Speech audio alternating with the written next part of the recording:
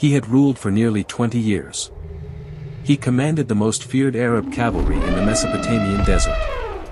He sat on a throne that had served the Persian Empire faithfully for 3 centuries, a buffer kingdom, a shield, a guardian of the empire's western frontier against Rome and against the desert tribes beyond it. And on this morning, the most powerful emperor on earth had sent an elephant to crush him. Not for treason. Not for rebellion. Not for failing to pay tribute. According to the story told for 14 centuries by poets, historians, and the people of the desert who never forgot it. He was being destroyed because he said no. The question of what happens when an empire wants something it cannot have, and decides to take it anyway. This is the story of a kingdom most people have never heard of. A king who said no to an empire. And a battle that changed the course of history, fought by the very people the Persian Empire had spent 3 centuries dismissing as beneath its notice.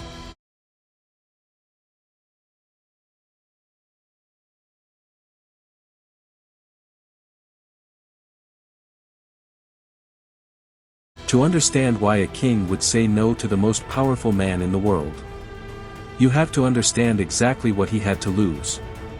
The Lakhmid kingdom of Al-Hira had existed for roughly 300 years by the time our story begins. It was not an independent power. It was something more specific, more delicate, and in some ways more dangerous to hold, a client kingdom. In exchange for Persian protection, gold, and political legitimacy, the kings of Al-Hira provided something the Sassanid Empire desperately needed: control over the Arab tribes of the desert frontier. The Lakhmid kings understood the desert in a way Persian generals never could.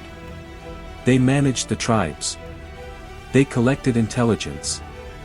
They fought Rome's Arab client kingdom, the Ghassanids, in a permanent proxy war that mirrored, in miniature, the great struggle between Persia and Rome itself. And Al-Hira was not simply a military outpost.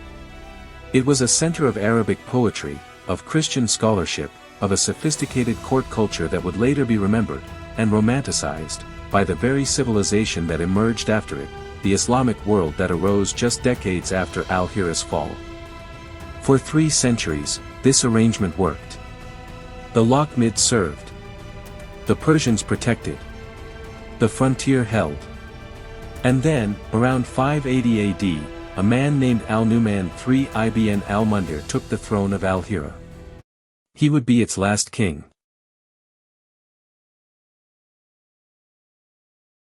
Al-Nu'man III inherited a kingdom built on careful, generations-old diplomatic balance. And almost immediately, he began to change it. Unlike many Lakhmid kings before him, who had navigated their position with careful religious and political ambiguity, Al-Nu'man III became known for his devout Christian faith. He patronized churches. He associated openly with Christian scholars and clergy. In a Zoroastrian Persian court that viewed religious conformity as a matter of political loyalty, this was not a neutral choice. On the Persian throne sat Khosrow II, known to history as Khosrow Parvez, the Victorious. He was, by most measures, the most powerful monarch on earth at the turn of the 7th century. His armies would soon conquer Roman Egypt, Roman Syria, and march to the very gates of Constantinople itself. He was a man who had rarely, in his entire reign, encountered the word no. The relationship between Khosrow and his Lakhmid vassal grew increasingly strained. Al-Nu'man's independence of spirit, his religious devotion, his growing reputation among the Arab tribes as a king worth genuine respect rather than mere obedience, all of it began to look, from Ctesiphon, less like loyalty and more like the early signs of a vassal forgetting his place. And then, according to the account passed down through generations of Arab historians and poets, most notably preserved in the writings of Al-Tabari, the great chronicler of early Islamic history, something happened that turned strained loyalty into fatal conflict. Khosrow II asked for Al-Nu'man's daughter. The tradition holds that Khosrow, having heard of the legendary beauty and intelligence of Al-Nu'man's daughter, in some versions of the story named Hind, demanded she be sent to his court as a wife, or as a concubine, depending on which version of the account you read.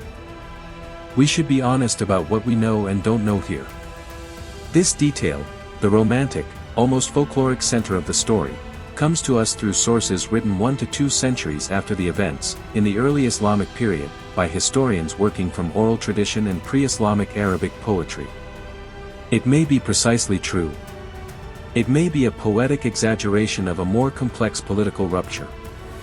It may be a story that grew in the retelling, the way the most painful historical wounds often do. But what is not in dispute, what the historical record outside the legend confirms, is what Al-Nu'man did next.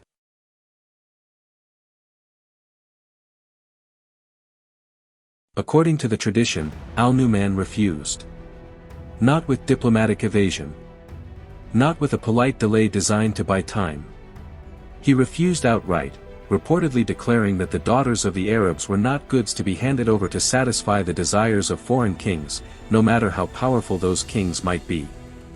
Whether this refusal was about his daughter specifically, or whether, as some historians argue, it was the final, symbolic breaking point in a longer pattern of growing friction between an increasingly confident Arab king and an empire accustomed to total obedience.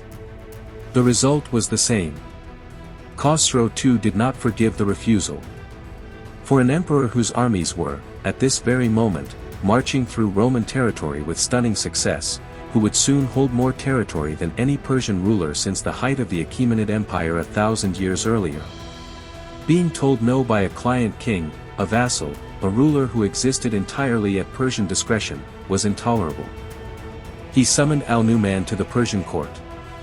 His advisors begged him not to go. A summons to the court of an emperor you have just refused is rarely an invitation. It is, more often, a trap dressed in ceremonial language. But Al-Nu'man went anyway. Why a man who understood the danger walked directly into it is one of the most haunting unanswered questions in this entire story. Pride. Honor. The calculation that fleeing would only confirm his guilt and abandon his kingdom to immediate Persian retaliation regardless. Or perhaps something simpler and more devastating. The exhausted dignity of a man who had already decided that some things were worse than death.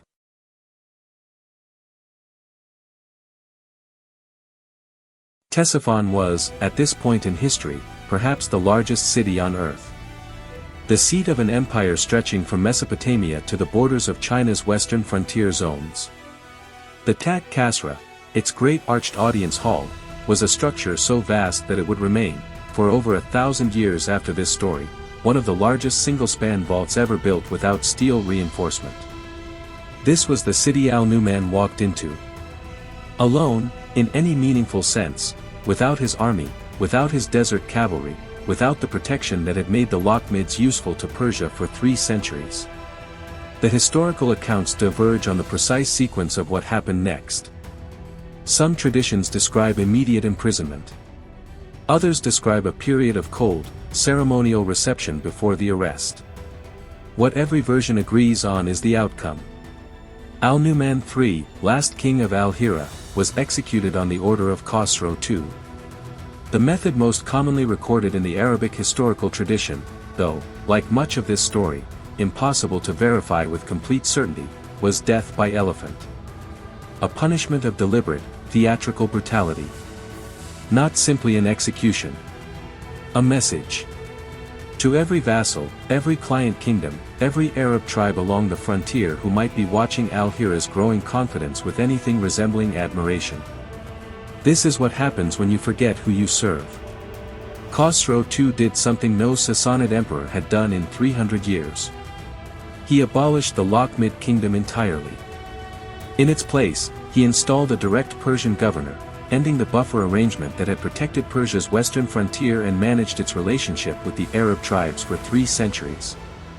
He believed he was demonstrating absolute power. He had no idea what he had actually done.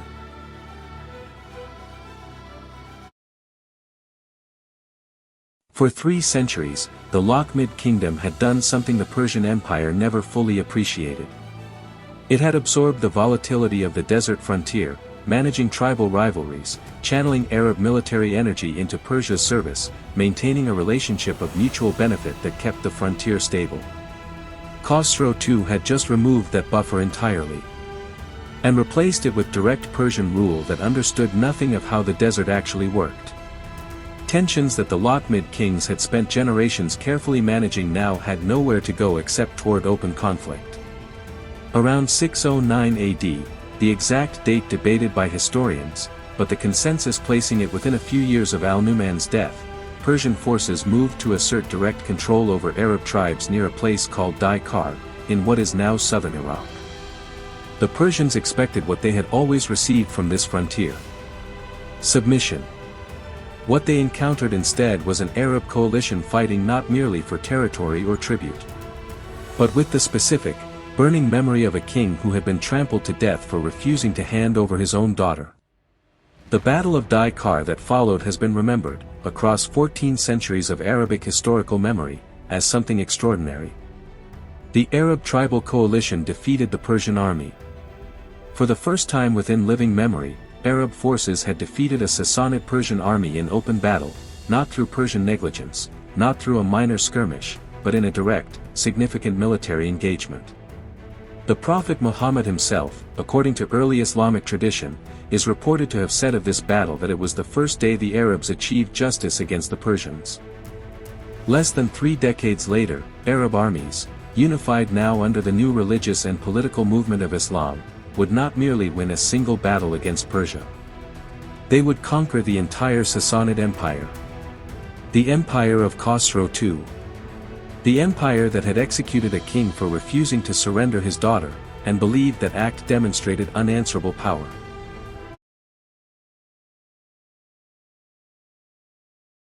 We should be careful here. History is rarely a single domino toppling the next in a clean, simple line.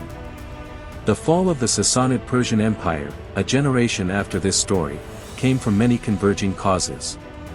Decades of catastrophic warfare against Rome that left both empires financially and militarily exhausted.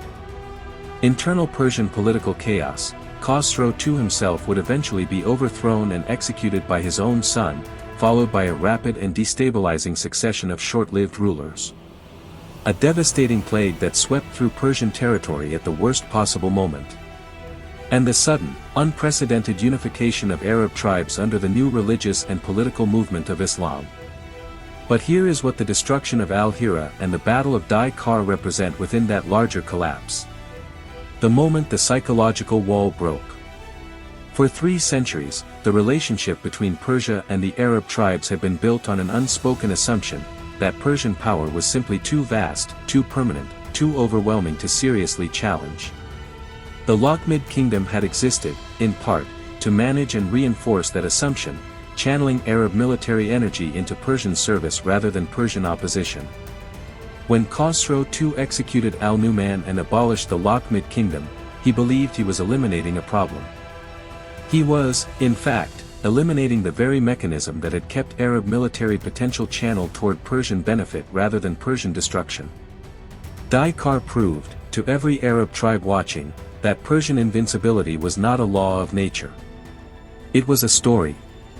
And stories, once disproven, cannot be undisproven. Less than 3 decades later, when the armies of the new Islamic Caliphate moved against the Sassanid Empire, they were not facing tribes who believed Persia could never be beaten. They were facing an empire that had already, within living memory, been beaten.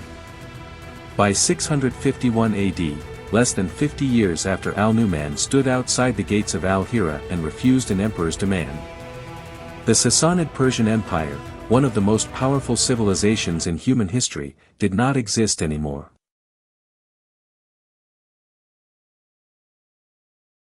Most people have never heard the story of Al-Hira. It is not taught in the schools that teach the fall of Rome, or the conquests of Alexander, or the rise of the Mongol Empire. And yet within this small, largely forgotten story, a vassal king, a refused demand, an act of brutal imperial overreach, and a battle that broke a psychological barrier 3 centuries in the making, lies one of the clearest warnings the ancient world has to offer. Khosrow II was, by every external measure, the most powerful man on earth when he made the decision to destroy Al-Nu'man. His armies were conquering Roman territory on every front. His empire had reached its greatest territorial extent in centuries. He had every reason to believe his power was unanswerable. And it was precisely that certainty, that absolute, unquestioned confidence in his own permanence, that blinded him to what he was actually destroying. He did not see Al-Hira as a load-bearing wall in the structure of his empire. He saw it as an inconvenience. A vassal who had forgotten his place.